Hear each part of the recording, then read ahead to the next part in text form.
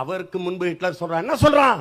என்ன சொல்றான்? நீயே சொல்லு. நீ பறந்து போ உன் இலக்கை நோக்கி. நீ பறந்து போ உன் இலக்கை நோக்கி.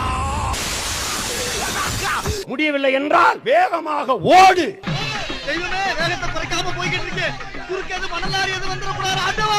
முடியவில்லை என்றால் வேகமாக நட. முடியவில்லை என்றால் வேகமாக நட. முடியவில்லை என்றால் தவழ்ந்து போ. வழக்கம் போல அவன் பேச்ச கட்டி இறங்கியிருக்கான். என்ன ஆக போதோ, எங்க போய் முடிய போதோ.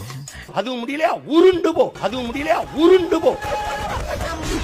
ஒன்றுதான் முக்கியம், இலக்கை நோக்கி நீ இயங்கிக் கொண்டிருக்கிறாய் என்பதான் முக்கியங்கிறான். அப்படியே சொன்னா? ஆமா. ஐயோ, ஏப்பா நீ அதிர்ச்சி ஆகுற? மன்னிக்கவும் அதிபர் அவர்களே, இத சொன்னது ஹிட்லர் கிடையாது, மார்ட்டின் லூதர் கிங்.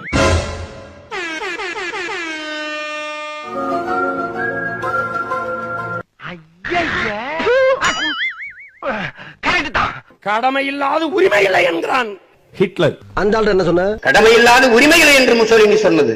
ஏன் என்ன சொன்ன? கடமை இல்லாத உரிமை இல்லை என்கிறான் ஹிட்லர். இதுல எதுல உண்மை? ரெண்டும் உண்மைதானே. என்னடா சொல்ற? ஹிட்லர் என்னடா பாத்துக்கிட்டு இருக்க? பாதையவா இறங்கி நடடா, அதுவே பாதையாயிருங்கிறான்.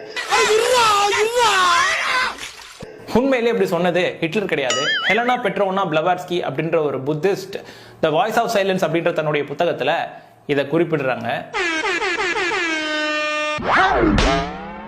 அதான் நான் யாரும் தெரிஞ்சு போச்சு இல்ல. அப்புறம் நான் மறுபடியும் லுக்கு. எல்லாரும் ஹிட்லர் எடுத்து சொல்றாரு சீமான். அவன் எனக்காக தான்டா எல்லாமே பேசி வச்சுட்டு இருக்கான். மெயின் கேம்ப படிச்சு பார்த்தா அவன் பூராவே எனக்கு தான்டா சொல்லியிருக்கான். ஏய், இதெல்லாம் ஒரு காரணம். யாராவது மொட்டை அடிச்சிட்டு வந்தா அவன் தலையில தபையெல்லாம் வாசிப்பீங்க. அதெல்லாம் எனக்கு வாசிக்க தெரியாது. எழுதிக்க. எவன் சொன்னா என்ன தேடவா போறான்? விசில் அடிச்சா குஞ்சுங்கள் முன்னாடி இருந்து விசில் அடிக்க போது, கை தட்ட போது. சொல்றா காசா பணமா? இந்த அவமானம் உனக்கு தேவையா?